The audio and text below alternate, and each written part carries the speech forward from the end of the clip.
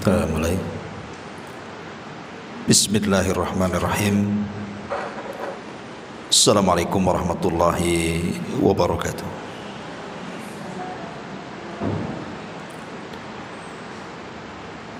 Alhamdulillah, wassalatu wassalamu ala rasulillah wa ala alihi wa sahbihi wa mawalah wa la hawla wa la quwata illa billahi wa ba'du.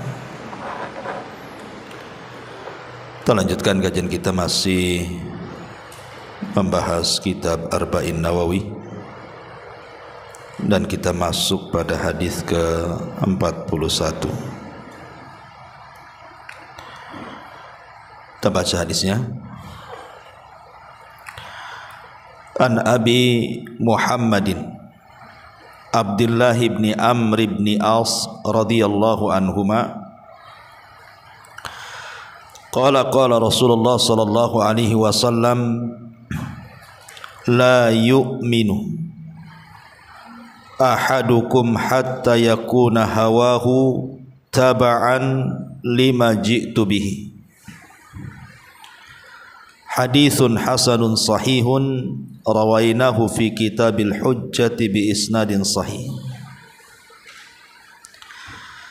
Dari Abu Muhammad Abdullah ibn Amr ibn As radhiyallahu an, dia berkata, Rasulullah sallallahu alaihi wasallam bersabda, tidaklah sempurna keimanan salah seorang di antara kalian hingga hawa nafsunya mau mengikuti apa yang aku bawa. Hadis hasan sahih. Kami telah meriwayatkan dari kitab Al-Hujjah dengan sanad yang sahih. Tetapi sebagian ulama yang lainnya mengatakan hadis ini lemah karena ada seorang rawi namanya Nu'man ibn Hammad, dia bersendirian dalam meriwayatkan hadis ini. Taib, terlepas daripada hadis ini sahih ataupun hasan ataupun dhaif, tetapi maknanya sahih. Kandungan makna hadis ini sahih, bahkan dijadikan kaidah oleh para ulama tentang barometer orang yang berada di atas kebenaran dan orang yang mengikuti hawa nafsunya. Taib, kita masuk pada sahabat yang meriwayatkan hadis ini dulu. Hadis ini dari jalur Abi Muhammad. Abu Muhammad ini kunyah daripada Abdullah ibn Amr ibn As radhiyallahu anhu. Dan Abdullah ibn Amr bin As sendiri adalah seorang sahabat Nabi sallallahu alaihi wasallam yang dipuji Nabi sallallahu alaihi wasallam. Rasul mengatakan, ni'ma ahlul baiti Abdullah wa Abu Abdillah wa Ummi Abdillah.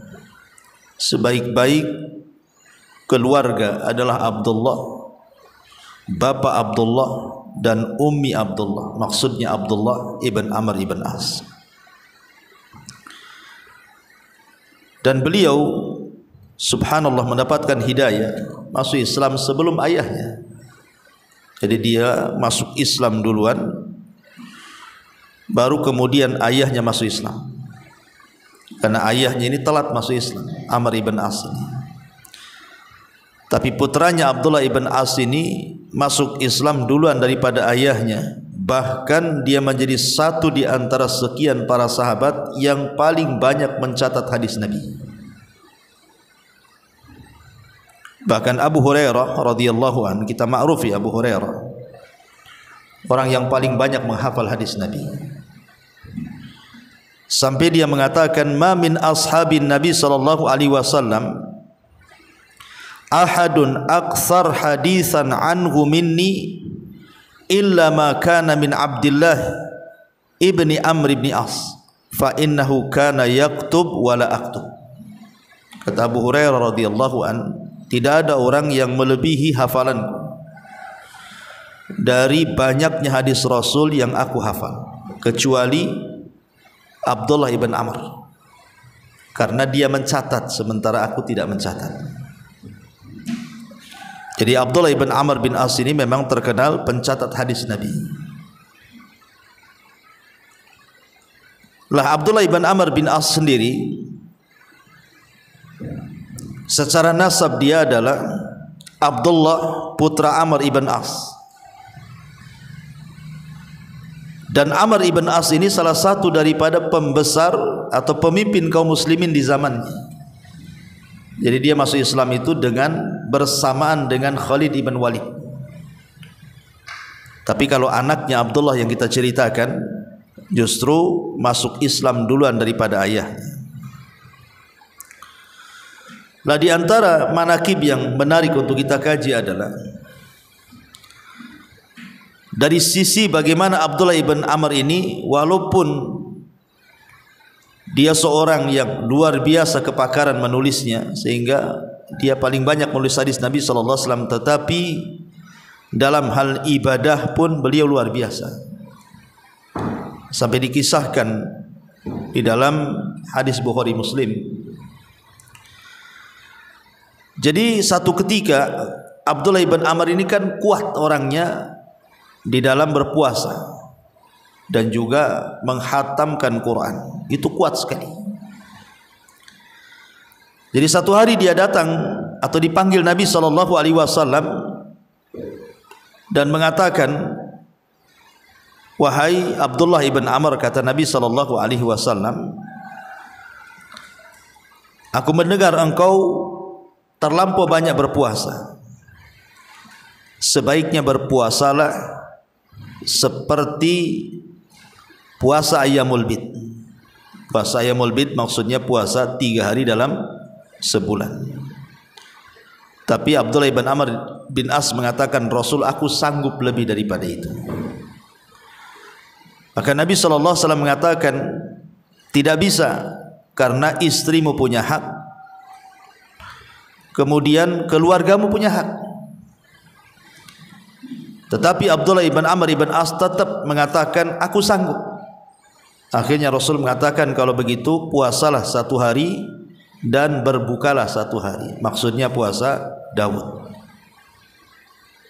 Dan itu sudah mencukupi bagimu. Sejak itulah Abdullah ibn Amr bin As tidak pernah meninggalkan puasa Daud. Kemudian ketika Nabi SAW bicara soal membaca Al-Quran, karena Abdullah ibn Amr ibn As ini suka menghatamkan Quran dalam sebulan itu berkali-kali. Jadi kata Nabi SAW, sebaiknya hatamkan Quran minimalnya 1 bulan 1 kali saja. Kata Abdullah ibn Amr bin As mengatakan, Rasul, aku bisa lebih daripada itu. Kalau gitu kata Rasul, setiap 20 hari 1 kali. Kata dia, aku bisa lebih daripada itu. Kata Nabi SAW, kalau begitu setiap 10 hari 1 kali, dan jangan kau tambah, karena istrimu punya hak dan keluargamu punya hak. Maka sejak itu pula beliau menghatamkan Quran setiap 10 hari 1 kali. Inilah kekuatan ibadah siapa? Abdullah ibn Amr bin As ini. Bahkan Abdullah ibn Amr bin As ini termasuk orang yang paling tawadhu, dan orang yang merendahkan diri pasti Allah akan angkat derajatnya. Sebagaimana orang yang sombong itu pasti Allah akan rendahkan derajatnya. Jadi dikisahkan oleh Abu Abdurrahman, dia mendengar Abdullah ibn Amr bin As radhiyallahu an mengatakan, la an akuna ashira asharati masakin yaumal qiyamah ahabbu ilayya min an akuna ashira asharati aghniya, fa innal aktsarin humul aqallun yaumal qiyamah illa man qala hakadha wa hakadha ay yatasaddaq yaminan wa shimalan. Kata beliau, kata Abdullah ibn Amr ibn As, dia mengatakan, seandainya aku satu di antara 10 orang fakir miskin pada hari kiamat, itu lebih aku sukai dibandingkan aku satu di antara 10 orang yang kaya pada hari kiamat. Karena orang-orang yang kaya pada hari kiamat justru mereka akan sedikit, kecuali kalau dia menginfakkan hartanya ke kanan dan ke kiri. Perkataan ini sangat dalam karena menunjukkan bagaimana tawadunya Abdullah di sini, Abdullah bin Amr ini. Seandainya aku menjadi satu di antara 10 fakir miskin, lebih baik dibandingkan menjadi satu di antara 10 orang kaya. Karena nanti pada hari kiamat hisabnya orang kaya kan lama dan lambat, sementara hisabnya orang-orang fakir itu cepat. Makanya ingat ketika saya berkisah tentang hadis Nabi SAW. Jadi satu hari Anas bin Malik radhiyallahu anhu menceritakan, dia duduk bersama Nabi.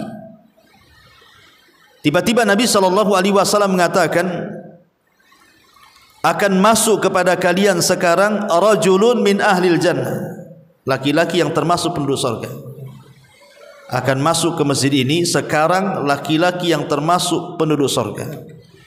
Rupanya dari sudut masjid ada seorang laki-laki Ansor masuk, dengan nampak di janggutnya bekas wudunya dan menenteng sandalnya. Kemudian keesokan harinya Rasul SAW bicara lagi, sebentar lagi akan masuk kepada kita seorang laki-laki yang termasuk penduduk surga. Rupanya orang itu lagi. Kemudian keesokan harinya berikutnya Rasul ngomong gitu lagi, rupanya dia lagi yang dimaksud Nabi. Jadi Abdullah ibn Amr ibn As ini penasaran, punya amalan apa orang itu?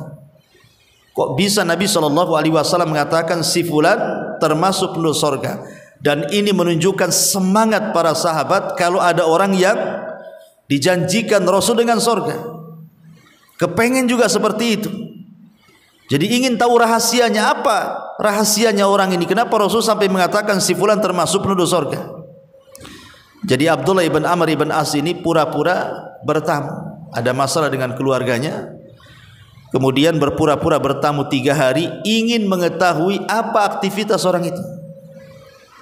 Rupanya biasa-biasa saja, baca Qur'annya biasa, sholat malamnya biasa, zikirnya biasa, istighfarnya biasa. Sahabat yang lebih daripada dia lebih banyak lagi. Akhirnya kecewalah Abdullah ibn Amr ibn As ini. Pas di hari ketiga baru dia menceritakan maksud dia bertamu selama 3 hari itu. Dia tidak ada masalah dengan keluarganya, cuman dia mendengar Rasul SAW mengatakan kepada anda bahwa anda termasuk penduduk surga. Kira-kira apa rahasiamu? Aku lihat kau biasa-biasa saja. Maka barulah setelah hendak pergi, orang ini menceritakan bahwa setiap malam sebelum tidur, kata dia, aku berusaha mengeluarkan dari hatiku perasaan hasad dan dengki kepada siapapun yang menyakitiku. Ku maafkan mereka. Jadi amalannya itu bukan amalan badan, bukan membaca Quran, bukan solat malam, bukan zikir, tidak. Tapi amalan yang membuat Rasul mengatakan si fulan termasuk penduduk surga adalah amal hati. Jadi setiap hari sebelum tidur dia maafkan semua yang menzalimi dia, dan dia keluarkan setiap hasad dan dengki dari hatinya. Kata Abdullah ibn Amr ibn As, oh boleh jadi inilah yang dikehendaki Nabi SAW. Lihat bagaimana Abdullah ibn Amr bin As luar biasa semangatnya untuk menjadi penduduk surga. Ma'asyiral muslimat yang dimuliakan Allah Subhanahu wa taala. Bahkan di antara perkataan beliau yang sangat bagus sekali, innal jannata haramun ala kulli fahishin an yadkhulaha. Allah haramkan surga kepada setiap orang yang lisannya sangat jelek ketika bicara. untuk memasukinya. Ya persis seperti sabda Nabi SAW bahwa orang yang tidak bisa menjaga lisan maka diancam dengan neraka. Kata Nabi SAW, sesungguhnya ada seorang hamba yang mengucapkan satu kalimat tanpa sadar. Rupanya kalimat itu membuat Allah murka sehingga Allah masukkan ia ke dalam jahanam sejauh barat dan timur. Ma'asyiral muslimat yang dimuliakan Allah Azza wa Jalla, itulah sekilas daripada biografi Abdullah ibn Amr ibn As radhiyallahu anhu. Abdullah ibn Amr bin As ini menceritakan sebuah hadis dari Nabi SAW. Apa kata Rasul? La yu'minu ahadukum hatta yakuna hawahu taba'an lima ji'tu bihi. Tidaklah sempurna keimanan seseorang. Kalimat la yu'min bukan berarti kafir, tidak. Maksudnya tidak beriman di sini, maksudnya tidak beriman dengan sempurna. Siapa yang tidak sempurna imannya itu? Seseorang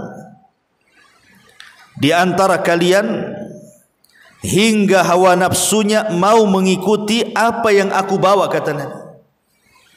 Hingga hawa nafsunya ditundukkan dengan syariat yang dibawa Nabi sallallahu alaihi wasallam.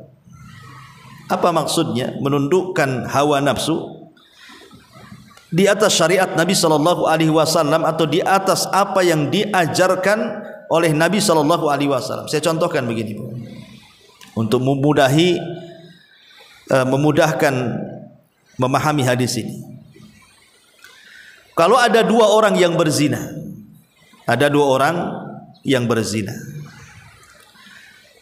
kemudian dua orang laki-laki yang gemar berzina ini, atau dua orang wanita yang gemar berzina, terserah siapa saja, dinasihati, jangan berzina karena Allah mengharamkan zina. Kemudian disebutkan dalil-dalil tentang haram zina. Akhirnya dua orang ini bertobat kepada Allah Azza wa Jalla karena takut luar biasa. Setelah dinasihati bahwa zina itu haram, bahwa zina itu terancam dengan neraka, terancam dengan azab dan begitu seterusnya, bertobatlah dua orang ini. Setelah lama berlalu, anggaplah yang satu si fulan, yang duanya si Alan gitu ya, biar enak ya, fulan dan Alan gitu ya. Jadi si fulan ini betul-betul ketika dia taubat dan hijrah tidak mau berzina lagi, maka segala wasilah-wasilah yang mengantarkan kepada zina dia tutup rapat-rapat, tidak mau. Pokoknya dia menjauh daripada wasilah-wasilah yang bisa mengantarkan dia kepada zina. Dia benci melihat pamannya seseorang yang membuka auratnya. Dia tidak suka dengan gambar-gambar yang membuka auratnya. Pokoknya apapun yang menjadikan dia akan berzina lagi, dia tinggalkan. Ini yang satu, yang si fulan ini betul-betul tobat dia, benci dengan perbuatan zina itu.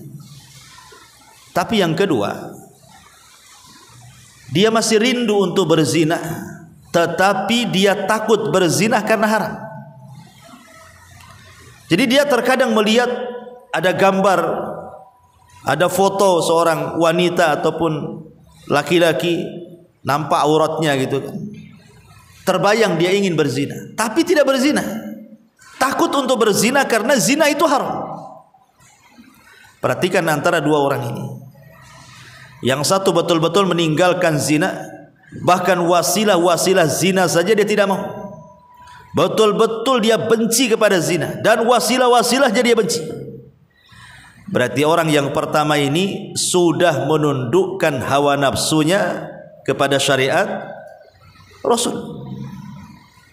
Ya. Yang satunya dia belum bisa menundukkan, walaupun dia tidak melakukan maksiat, tetapi hawa nafsunya masih kepengen ke situ. Bisa dipahami ya contohnya? Atau kita buat contoh lain. Jangan berzina, anggap saja pemabuk ya. Ada dua orang mabuk. Kemudian dinasihati, janganlah kalian minum khamr. Minum khamr itu dosa, perbuatan setan, dan begitu seterusnya. Bertobatlah keduanya. Yang satu nih, si A nih, betul-betul dia bertobat. Memang tidak mau mendekati khamr. Lihat botolnya khamr aja benci luar biasa. Dan apabila ada orang yang cerita tentang khamr, dia langsung pergi. Pokoknya dia tidak mau telinganya mendengar soal khamr, tidak mau melihat matanya kepada botol khamr, bahkan meninggalkan semua kawan-kawan yang mencintai khamr. Ini si A nih. Si B pula tidak. Si B ini kalau nampak ada botol khamr walaupun kosong dipegangnya, kemudian teringat dulu dia minum khamr dan kepengen tapi tak mau. Kenapa? Karena khamr haram, dia sudah tahu. Tapi keinginannya ada, ingin minum khamr lagi itu ada. Cuman karena takut, dia sudah multazim, dia sudah berjanji untuk tidak minum khamr, makanya dia tidak minum khamr, cuman angan-angannya saja. Berarti si A ini telah menundukkan hawa nafsunya terhadap syariat Nabi, dan si B ini belum bisa menundukkan hawa nafsunya. Itulah makna bahwa Nabi SAW mengatakan tidak sempurna keimanan salah seorang di antara kalian hingga hawa nafsunya mau mengikuti apa yang aku bawa. Bisa dipahami ya hadis ini ya dengan dua contoh itu. Taib. Ma'asyiral muslimat yang dimuliakan Allah Subhanahu wa taala. Hadis ini dijadikan kaidah oleh para ulama tentang ta'zim, pengagungan terhadap dalil. Pengagungan terhadap dalil, bahwa kita harus tunduk kepada apapun keputusan Allah dan Rasulnya. Kalau dalil sudah mengatakan A, maka A. Dalil sudah mengatakan B, maka B. Itulah artinya mengagungkan dalil. Sebab kalau kata dalil A kita ke B, kata dalil B kita ke A, berarti hawa nafsu kita belum bisa ditundukkan kepada dalil. Dahulu di zaman Nabi sallallahu alaihi wasallam, ketika Nabi sallallahu alaihi wasallam pertama kali menyerukan hijrah para sahabat, Rasul itu meminta kepada para sahabat untuk hijrah. Allah sudah mengizinkan ada satu tempat di Madinah, itu tempat cocok untuk hijrah. Ayo kita sama-sama hijrah. Kita bangun kota Madinah menjadi kota Islam. Rupanya ada sebagian sahabat yang tidak mau hijrah. Alasannya masih sayang dengan bisnisnya. Ini kalau hijrah ke Madinah mau cari kerja apa di sana? Ya. Masih sayang dengan keluarganya, masih sayang dengan rumahnya, masih sayang dengan peternakannya. Akhirnya karena ada sebagian kecil yang masih sayang dengan urusan dunia, Allah turunkan ayat kepada mereka. Surah At-Taubah ayat 24.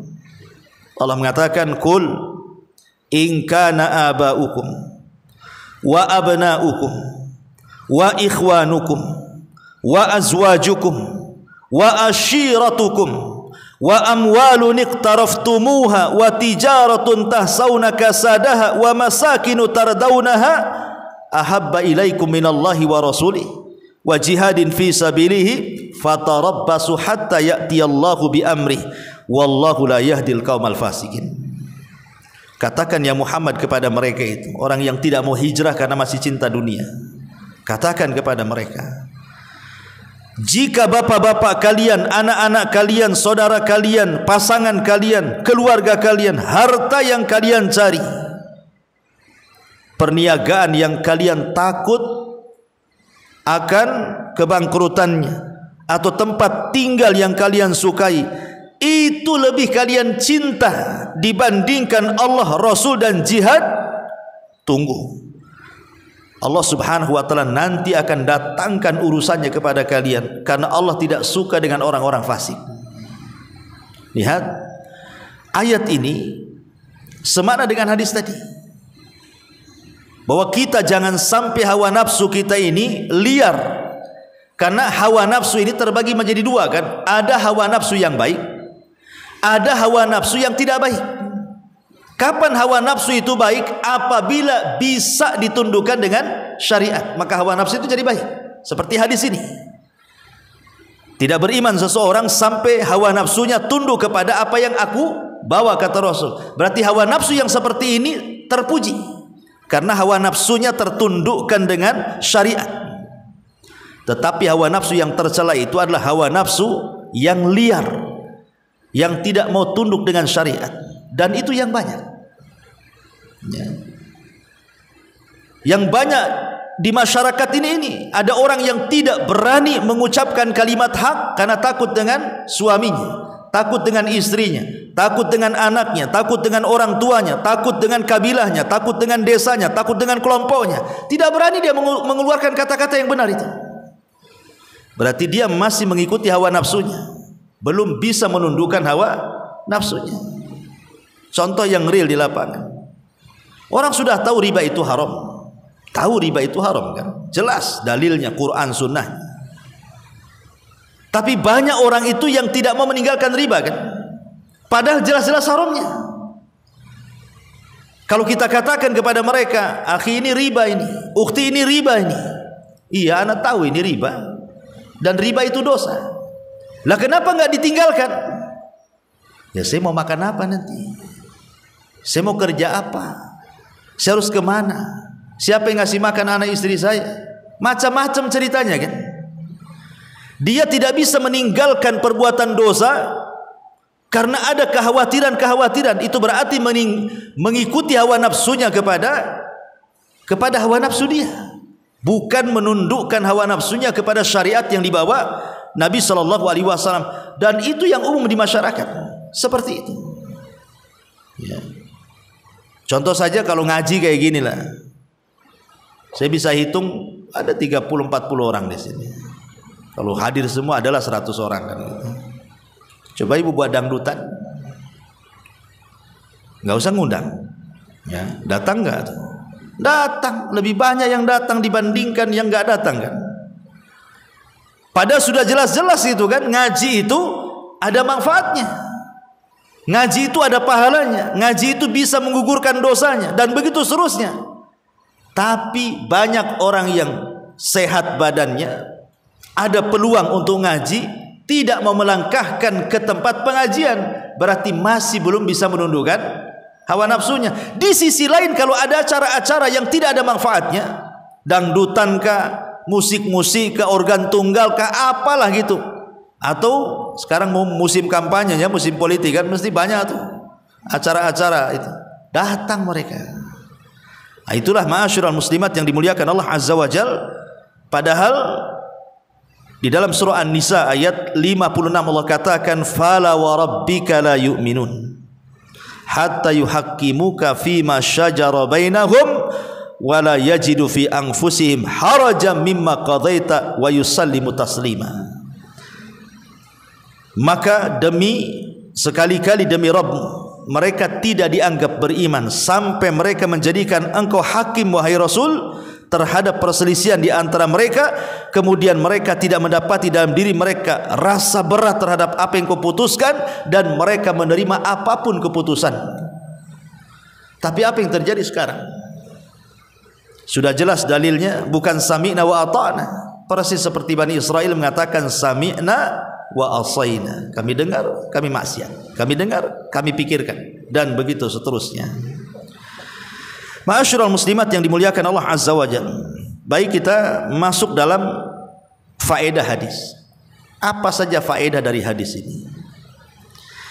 Yang pertama, hadis ini berfaedah, yajibu 'alal muslim an ya'ridha amalahu 'alal kitabi was sunnah wa yas'a li an yakuna muwafiqan lahum.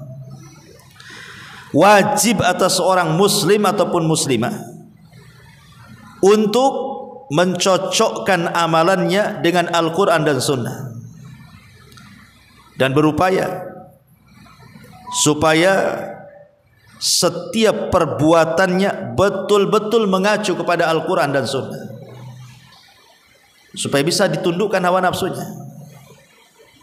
Jadi wajib bagi seorang muslim atau muslimah terus mencocokkan perbuatannya, ibadahnya, amalannya kepada Al-Quran dan Sunnah, dan berupaya untuk menjadi rujukan dalam kehidupannya Al-Quran dan Sunnah itu, supaya bisa mengkontrol hawa nafsunya. Karena orang kalau masih berpegang dengan Al-Quran dan Sunnah, tentu dengan pemahaman salaful ummah, insya Allah hidupnya itu masih akan terkontrol, masih terkontrol. Tapi kalau sudah jauh daripada Al-Quran dan Sunnah, mulai mengikuti hawa nafsunya, dah kemana-mana dia. Ya, dunia dikejarnya, akhirat ditinggalkannya. Kemudian juga yang kedua, anna mahabbatal abdi likulli ma yuhibbullaha wa rasulah. Bahwa kecintaan seorang hamba adalah mencocoki apa yang dicintai Allah dan Rasulnya. Kalau Allah mencintainya, kita cintai. Kalau Allah membencinya, kita benci. Kalau Rasul mencintainya, kita cinta. Kalau Rasul membencinya, kita benci. Itulah cara menundukkan hawa nafsu kepada syariat. Tapi kalau seandainya kita membenci yang disenangi syariat, atau menyenangi yang dibenci syariat, itu belum bisa menundukkan hawa nafsu. Syariat mengatakan khamar haram, masih juga minum. Syariat mengatakan gibah itu dosa besar, masih juga gibah. Syariat mengatakan dusta itu dosa besar, masih juga nyebar hoax. Itu belum bisa menundukkan hawa nafsunya, karena dia masih cinta dengan sesuatu yang dibenci Allah dan Rasulnya. Ini faedah yang kedua. Faedah yang ketiga,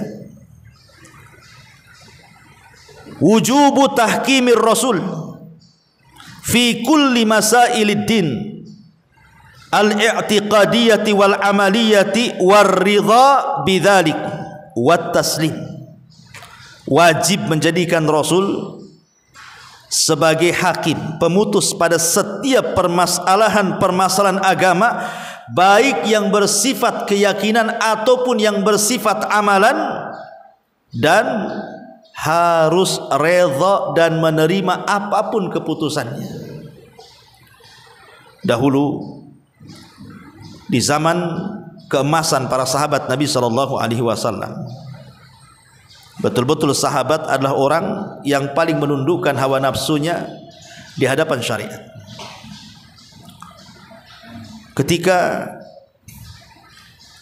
pengharaman keledai peliharaan, jadi dulu di zaman Nabi SAW pernah terjadi paceklik hebat tuh, sampai kelaparan, sampai ada orang yang makan dedaunan, bahkan binatang-binatang sudah mulai mati karena kehausan. Paceklik hebat, kelaparan di mana-mana, sehingga sebagian para sahabat Nabi SAW terpaksalah di antara mereka ada yang menyembelih keledai peliharaan mereka. Keledai yang suka digunakan untuk mengangkut barang. Kan orang Arab tuh kalau kendaraan angkut tuh menggunakan keledai. Ngangkut apa saja, air, kayu, ngangkut orang pula di situ. Itu pakai keledai. Ya. Jadi akhirnya keledai-keledai itu yang harusnya jadi kendaraan mereka kemana-mana pakai keledai, ngangkut barang pakai keledai, karena kelaparan hebat disembelilah keledai-keledai itu oleh sebagian sahabat. Mendengar hal itu, Nabi SAW langsung memberitahu. Padahal keledai itu sudah siap santap tuh. Sebagian mereka sudah dimasak, sebagian mereka sudah siap santap, tinggal makan saja. Tiba-tiba Nabi SAW melarang, tidak boleh memakan daging keledai peliharaan, haram. Ya. Kalau keledai liar nggak apa-apa, tapi kalau khusus peliharaan tidak boleh, karena dianggap rizun, kotor. Maka itu daging-daging yang ada di atas periuk tuh, periuk para sahabat, ditumpahkan semuanya. Tidak ada satupun sahabat yang berani, jangan lagi mencicipi dagingnya, kuahnya pun tidak, ditumpahkan semuanya. Setelah mengetahui bahwa Rasul mengharamkan tidak boleh memakan keledai peliharaan. Lihat bagaimana hawa nafsu para sahabat tertunduk dengan syariat. Ya, ketika Rasul mengatakan haram, haram. Kalau kita enggak, kata Rasul haram, kita bilang haram, katanya agak pelan gitu. Enggak mau dibilang kencang-kencang itu kan itu. Atau dibilang halal pula gitu ya. Atau contoh yang lain, dikisahkan Anas bin Malik radhiyallahu an ketika Anas ini sedang bertamu di rumah Abu Talha.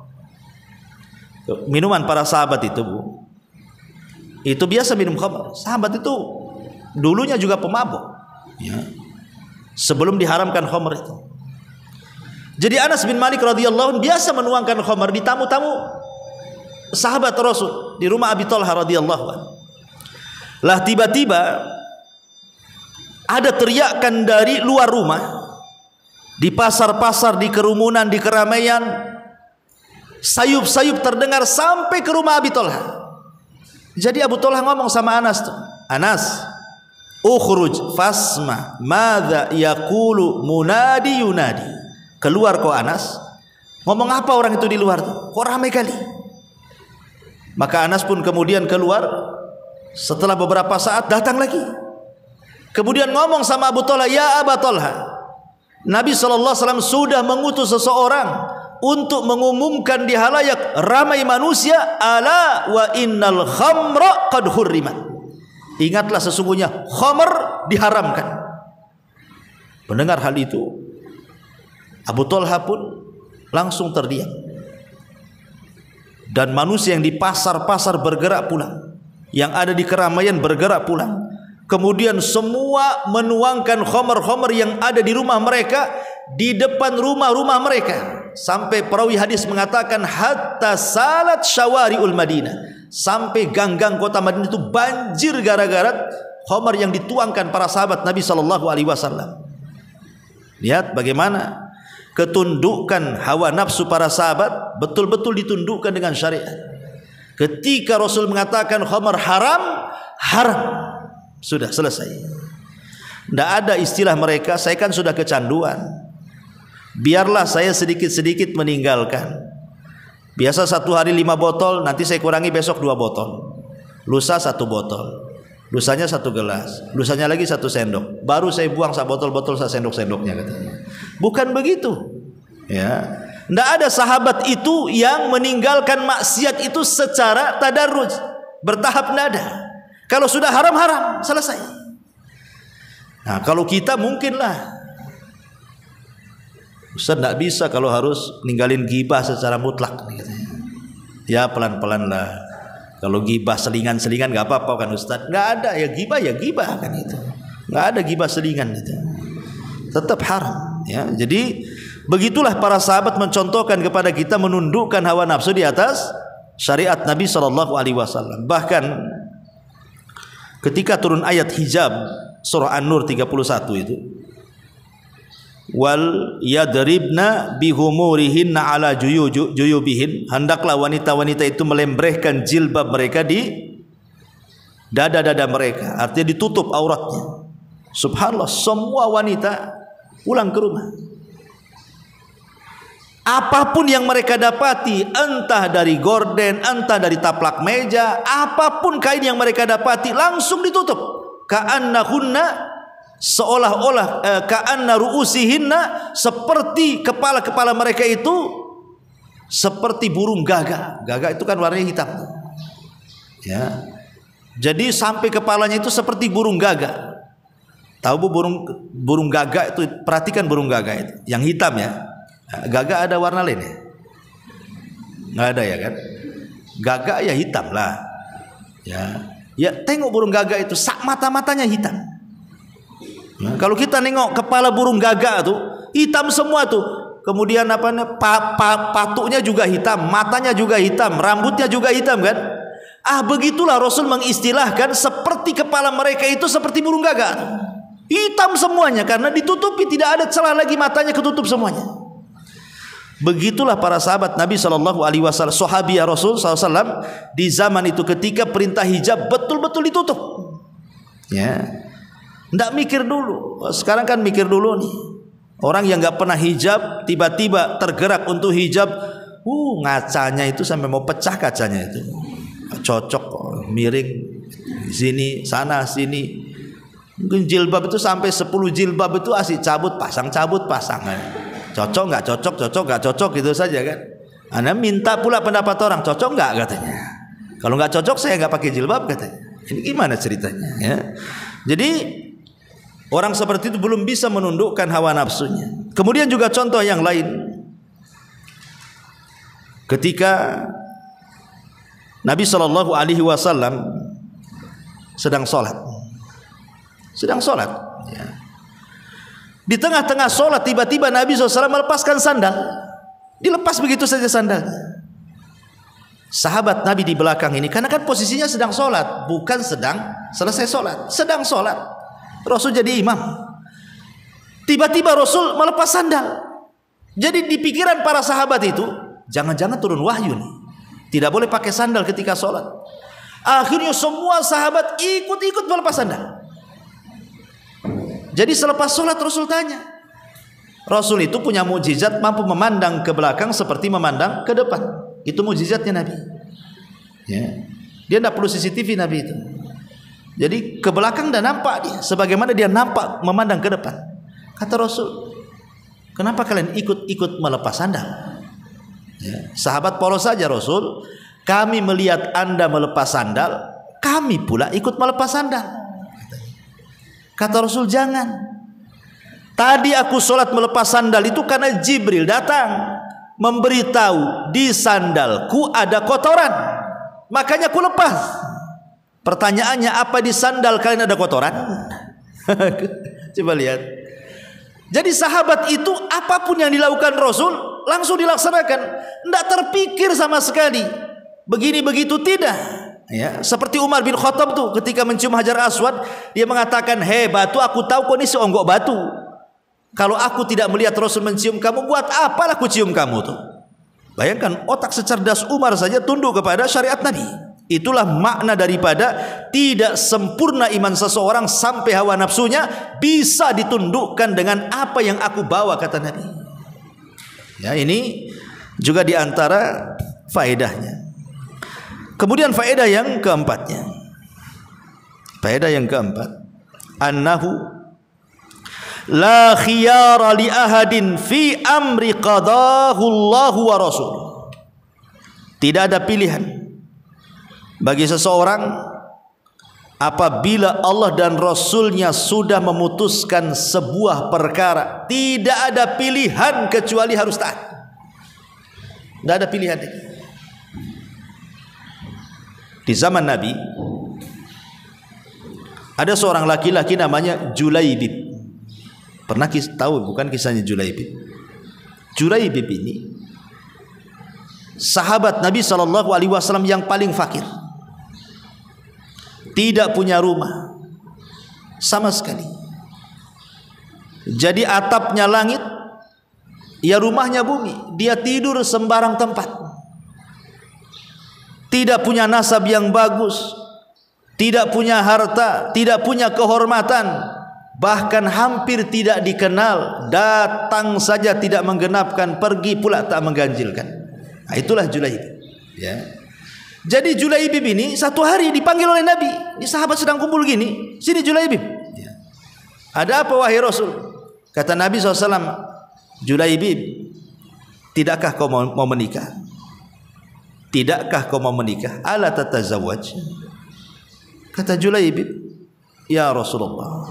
Lihat, Julaibib tidak mengatakan aku tak punya harta untuk mahar, aku tak punya uang untuk walimah. Bukan itu yang dijawab oleh Julaibib ketika Rasul mengatakan, kenapa kau tak menikah? Kata Julaibib, Rasul, wanita mana yang mau dengan Julaibib? Nah, itu jawabannya ya. Kalau ini yang jadi jawaban, susah orang mau nikah ya. Tapi kalau bilang saya nggak punya harta, bisa dikasih harta nikah. Tapi kalau jawabannya wanita mana yang mau dengan Julaibib, walaupun punya harta tetap wanita tamu dengan saya, gitu seolah-olah. Akhirnya Julaibib pergi. Disangka Rasul ini mungkin bercanda kan itu. Besoknya datang lagi, dipanggil lagi, hei Julaibib, afala tatajawaz? Menikahlah, kata Julaibib sambil agak emosi. Rasul, kan sudah kukatakan kemarin, siapa yang wanita yang mau dengan Julaibib? Pergi dia. Besoknya dipanggil lagi, pertanyaannya sama. Julaibib, kenapa kau tak menikah? Marah Julaibib sama Nabi. Rasul, sudah kukatakan wanita mana yang mau dengan Julaibib? Sudah. Ya. Kata Rasulullah, begini Julaibib, saya utus kamu temui rumahnya si fulan. Itu rumah berada di tengah-tengah rumah-rumah Ansar. Di rumah itu ada anak gadis. Katakan kepada orang tuanya, saya adalah utusan Rasul. Nikahkan putrimu denganku, ini keputusan Nabi. Cukup ngomong gitu saja. Berangkat Julaibib. Ya. Kemudian betul-betul sudah ketemu tuh rumahnya. Diketuknya rumah itu, Assalamualaikum. Yang buka bapaknya, Waalaikumsalam. Kaget bapaknya. Julaibib, ngapain kau kesini? Tidak wahai fulan, inni Rasulillah sallallahu alaihi wasallam, jawiz ibnataka alayya, hadza amrun nabi. Apa kata Julaibib? Begini wahai Tuan, aku adalah utusan delegasi Nabi. Nabi yang menyuruh aku kemari, katanya engkau punya anak gadis, nikahkan anak gadismu denganku, ini perintah Nabi katanya. Kata bapaknya geleng-geleng kepala, apa enggak ada orang selain Julaibib? Kenapa tidak Abu Bakar saja? Kenapa tidak Umar? Kenapa tidak Utsman? Kenapa tidak sahabat yang lain? Kenapa mesti Julaibib? Kata bapaknya. Tapi karena ini perintah Rasul, kata bapaknya, tunggu dulu, saya harus runding dengan ibunya. Masuklah bapaknya kepada ibunya dan mengatakan bahwa Rasul mengutus anak muda dan mengatakan nikahkan putrimu denganku. Kata ibunya, dengan siapa? Julaibib. Hah, Julaibib? Apa enggak ada lagi selain Julaibib? Katanya. Ya, karena Julaibib ini disebutkan orangnya hitam, pendek, miskin, tidak punya nasab, tidak dikenal orang. Macam mana orang mau dengan Julaibib kan gitu? Tapi karena ini perintah Rasul, akhirnya Julaibib datang. Tapi kedua orang tuanya ini agak berat gitu. Kalau dengan Abu Bakar pikir poligami lah kan, begitu istilahnya kan. Janganlah dengan Julaibib gitu. Dengan Utsman ke, dengan Abdurrahman bin Auf ke, terserahlah. Jangan dengan Julaibib pokoknya. Subhanallah, di balik tabir itu anak wanitanya mendengar, seolah-olah kedua orang tuanya menolak perintah Nabi. Langsung anak perempuannya keluar, kemudian marah di hadapan kedua orang tuanya dan mengatakan, nikahkan aku dengan Julaibib, katanya. Kata anak wanitanya nih, nikahkan aku dengan Julaibib, karena aku yakin setiap utusan yang diutus Nabi SAW pasti membawa kebaikan. Nikahkan aku dengan dia, katanya. Subhanallah, malah anak gadisnya pula berakal dibandingkan orang tuanya. Akhirnya orang tuanya pun, ya karena anaknya sudah ngomong begitu, yang mau anaknya kan bukan orang tuanya, terdiamlah orang tuanya itu. Ketika anak gadisnya mengatakan, ataruddani Rasulillah, apakah engkau akan menolak utusan Rasul sallallahu alaihi wasallam? Dari sini turun ayat. Masalah Julaibib ini turun ayat. Apa ayatnya? Wa ma kana lil mu'minin wala mu'minatin idza qadallahu wa rasuluhu amran an yakuna lahumul khiyaratu min amrihim wa man ya'sillaha wa rasulahu faqad dhalla dhalalan mubina. Tidak layak bagi seorang mukmin laki-laki dan perempuan, kalau Allah dan Rasulnya sudah memutuskan sebuah perkara, tiba-tiba ada kebimbangan dalam hatinya, tidak layak bagi seorang mukmin seperti itu. Karena barang siapa yang berpaling dari perintah Allah dan Rasulnya, sungguh dia akan tersesat dengan kesesatan yang nyata. Akhirnya menikahlah wanita ini dengan Julaibib di malam pertama. Dan itu malam setiap anak muda yang menunggu-nunggu orang menikahkan. Tiba-tiba datang seruan dari Nabi SAW, ya khailullah irkabu, hei kuda-kuda Allah, bersiaplah tempur kalian. Julaibib memandang istrinya, ya, dan mengatakan, malam ini ada dua seruan, seruan tempat tidur dan seruan jihad. maka aku memilih seruan jihad. Kata istrinya, pergilah wahai suamiku. Belum mencicipi malam pertama, langsung pergi. Sudah perang berkecamuk luar biasa, dan Allah menangkan peperangan itu oleh kaum muslimin. Maka Nabi SAW memerintahkan, hitung semua pasukan yang terluka, pasukan yang mati, pasukan yang selamat. Akhirnya dihitung, yang selamat sekian, yang luka sekian, yang meninggal sekian, yang mati syahid. Dikumpulkan jasad. Kemudian Rasul mengecek satu-satu. Kata Nabi SAW, ada yang kurang. Kata sahabat, siapa wahai Rasul? Semua sudah lengkap. Yang meninggal sudah lengkap, yang terluka sudah lengkap, yang selamat sudah lengkap. Semua sudah lengkap. Kata Rasul, tidak ada yang kurang. Sahabat masih bingung. Ya, hitung lagi. Dihitung lagi, kata Rasul, masih ada yang kurang. Kemudian kata Rasulullah, aina Julaibib? Di mana Julaibib? Subhanallah, di tengah-tengah pasukan saja sahabat enggak kenal Julaibib. Kenapa? Karena saking fakirnya, saking miskinnya sampai enggak dikenal orang. Maka Rasul mengatakan, di mana Julaibib? Kok enggak nampak di sini? Cari Julaibib. Ya. Akhirnya dicarilah Julaibib. Rupanya Julaibib sedang meregang nyawa, dan di hadapannya ada 7 orang musyrik yang berhasil dibantai dia. Ketika melihat bagaimana Julaibib membantai 7 orang musyrik, dan terakhir dia terluka dan sedang meregang nyawa, kemudian Nabi SAW menghampiri Julaibib. Ketika itu Julaibib meninggal dunia. Maka Rasul sedih, meletakkan kepalanya di paha Rasul dan mengatakan, inna Julaibaba minni wa ana minhu. Julaibib bagian diriku dan aku bagian dirinya. Lihat bagaimana ketundukan kisah ini, bahwa kalau Allah dan Rasulnya sudah memutuskan sesuatu, jangan ada pilihan, karena itu bentuk menundukkan hawa nafsu kepada syariat. Inilah diantara faedah hadis ke-41. Wallahu a'lam bishawab. Taib, sebelum saya tutup, silakan kita buka tanya jawab.